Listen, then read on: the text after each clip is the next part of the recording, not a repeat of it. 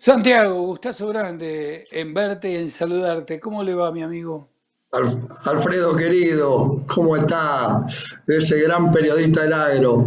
¿Todo Gracias, bien? Y muy bien. abuelo, y abuelo, y Sí, bien. abuelo, Súper que es mucho abuelo, más importante. sin duda. Santiago, Estamos en el bueno, mismo club, sí. cada vez que te veo te digo qué momento, ¿eh? Y la verdad que pasan los años y pasan los años y nada cambia, todo sigue igual y en realidad no igual.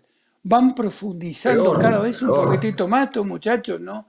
¿Hasta cuándo se pueden seguir inventando impuestos para tapar el desastre económico que tenemos en este país?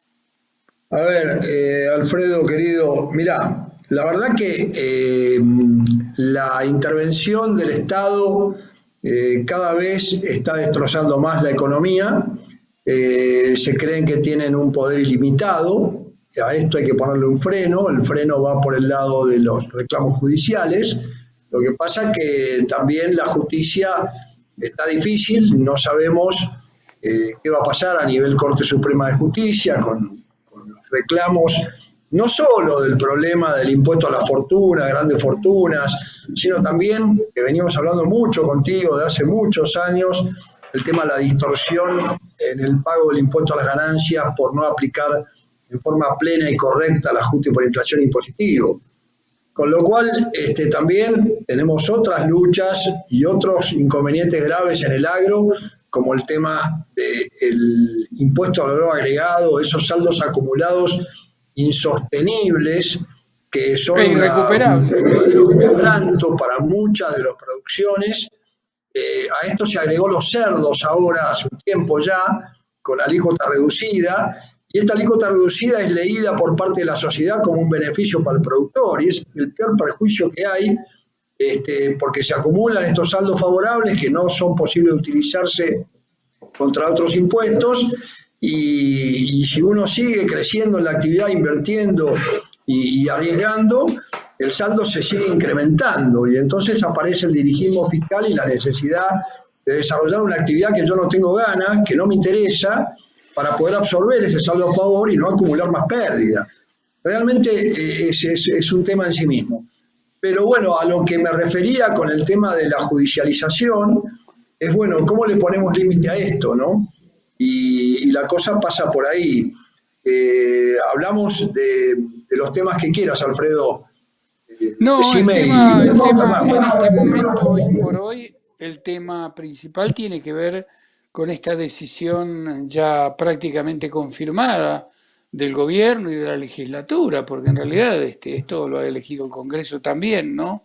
De intentar ponerle límites a las grandes fortunas cuando en realidad lo que están haciendo es estropear todas las producciones, porque hay muchísima gente que su fortuna son camionetas de laburo, son campos donde se labura, son maquinarias donde se labura, se siembra y se cosecha, y muchísimas cosas más, la hacienda y montones de cosas que son consideradas como si fueran parte de otro planeta, de otro mundo, porque no son la realidad, no es lo que lo que se produce. Alfredo, mirá, la verdad es que el problema grave que tenemos en la Argentina es enaltecer la pobreza y odiar a la riqueza. Y la verdad es que la riqueza hay que generarla y la riqueza en sí mismo no es mala. El tema es cuando proviene de una acumulación por justamente, que algunos saben de esto, por fraudes, por, por acuerdos non santos para generar una riqueza. La riqueza que se genera a través del trabajo, a través del riesgo, a través de la producción, a través del empresario honesto de la Argentina, realmente es con lo que hay que contar para crear cada vez más riqueza, tener cada vez más empleo y que podamos vivir dignamente en este país. Entonces, si lo que se hace es se siguen brindando subsidios por las pobrezas que se generan por las propias políticas, evidentemente, el aplicar un impuesto de esta naturaleza, encima llamarle aporte solidario, extraordinario, es lo más ordinario que existe este impuesto, es una cosa terrible, siempre hablan de por única vez y esto se repite y se repite.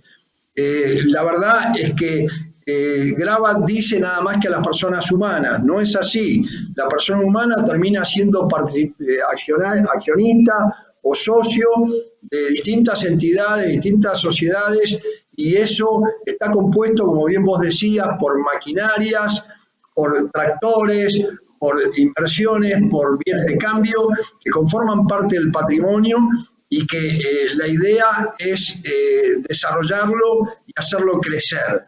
La verdad que acá hay una superposición absoluta con el impuesto a los bienes personales, con alícuotas que ya son muy elevadas. En ningún lugar del mundo existen en este nivel de carga patrimonial sin consideración de pasivos, y encima aparecer otro impuesto con la excusa del COVID, al cual iría el 20% de la recaudación, el resto va para otros fines.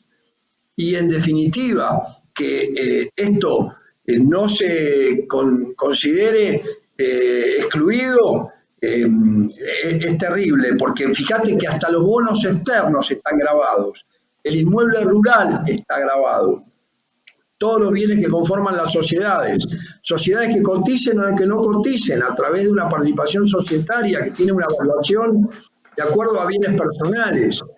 La verdad que es sumamente preocupante, habiendo 165 impuestos en la Argentina, que se sigan agregando tributos, que se destruya la producción, porque esto no es solo al que le afecta en forma directa, Alfredo.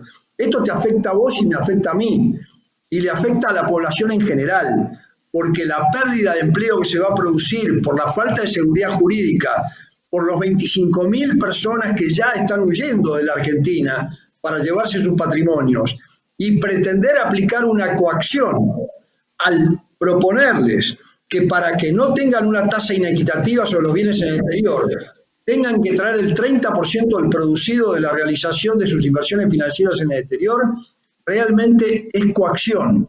Esto no es aceptable. Y la verdad que el límite del poder del Estado para aplicar impuestos tiene que frenarse y tiene que haber una reforma y una reducción del gasto político y de gasto público. Obviamente la mesa tiene dos patas, los ingresos y los gastos, pero cuando los gastos son inconmensurables y más allá de la razón de los subsidios a quienes menos tienen, que obviamente lo que tenemos que lograr que esos que menos tienen se puedan integrar a la formalidad de un trabajo digno. Y eso no se logra agregando más impuestos y más distorsiones. Esto la verdad que yo lo vengo siguiendo de hace 4 o 5 meses, antes se llamó el impuesto también patriótico y tuvo distintas denominaciones, pero la verdad es que fíjate que las inequidades, 200 millones de pesos, si alguien tiene un peso menos, no va a tributar nada de este impuesto. Y si tiene 200 millones, un peso, va a tributar, si los bienes están en la Argentina, 4 millones de pesos, y si los bienes están en el exterior, va a tributar 6 millones de pesos. ¿Quién controla las declaraciones juradas para que no ocurra como, por ejemplo, en el caso del diputado Máximo Kirchner, que declaró menos de 300 millones de pesos, pero que pegan el palo, 290 y pico?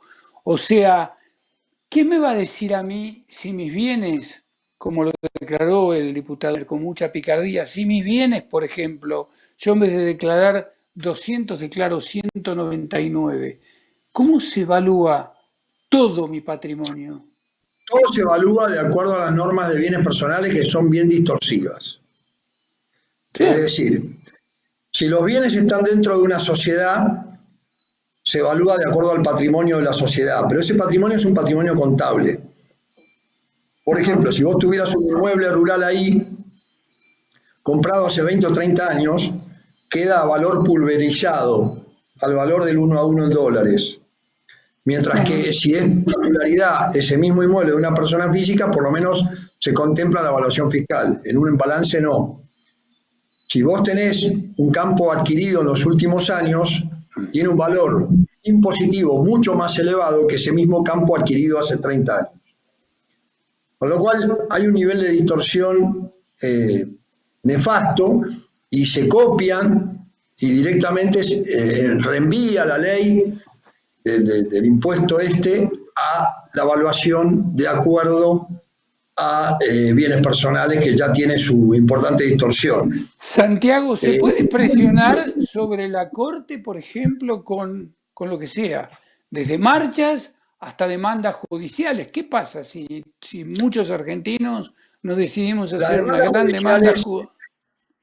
Con este punto, Alfredito, las demandas judiciales están al orden del día, todos los estudios de abogados están desde hace un tiempo y más precisamente desde anoche a las 3 de la mañana, Claro. afilando los cuchillos para salir a cuestionar. Esto se puede cuestionar cuando hay confiscatoriedad, hay que hacer una pericia contable detallada y demostrar la efectiva confiscatoriedad por la duplicación que se da con bienes personales, dependerá de cada caso particular en virtud del valor intrínseco del bien y del impuesto que correspondería pagar en su Pero vos caso. te imaginás el berenjenal con los miles de establecimientos que hay, sumado, porque esto es para todo el mundo, no es solamente para la gente de campo, ¿no es así? Esto lo va a pagar cualquier empresa. 10.000 contribuyentes, es mentira que sean 10.000 contribuyentes afectados, es mentira. Muchísimos más.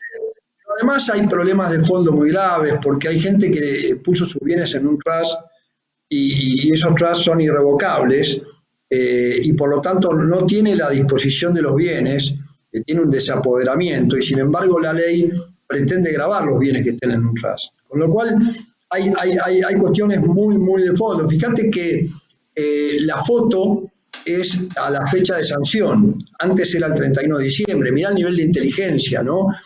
Como hubo críticas muy grandes a que iba a ser retroactivo este tributo, este impuesto, cambiaron la fecha, el 31 de diciembre lo pusieron a la fecha de la sanción y con eso lograron dos cosas. No tener ese cuestionamiento judicial de retroactividad, una. Y la segunda, si no se modifica, porque no está clara la ley, porque la tabla es distinto a lo que dice el artículo segundo, con respecto al monto de 200 o 300 millones, para lo del exterior aparece en la tabla 300 millones y para los del país aparece 200. Y en la ley está distinto. Pero lo que te quiero decir, vamos a suponer 200 millones, antes eran 3 millones de dólares a cotización oficial del 31 de diciembre. Ahora son menos de 2 millones y medio de dólares. Con lo cual, con esa modificación lograron esos dos efectos. Santiago, ¿qué problema va a tener este muchacho Lázaro ahora cuando tenga que declarar todos los bienes y encima, pobrecito, ¿no? Algunos de los amigos de la expresidenta van a tener serios problemas para declarar sus bienes, ¿no? Estaba pensando en Cristóbal y todos esos chicos tan buena gente, ¿no? Qué pena. Yo creo que sí, es una pena.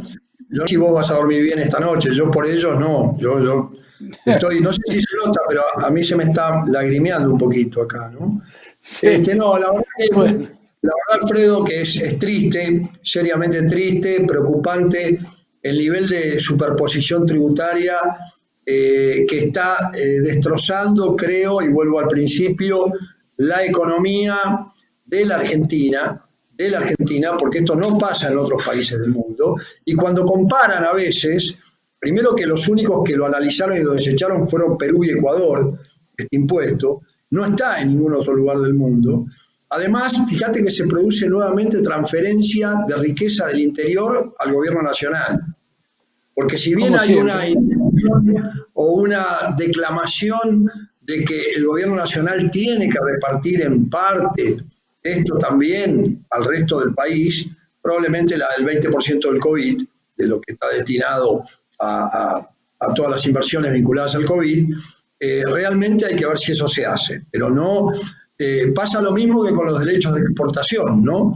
Volvemos a transferir riqueza que se genera en las provincias a la nación. Gracias, Santiago, te agradezco muchísimo tu intervención como siempre. Un abrazo grande.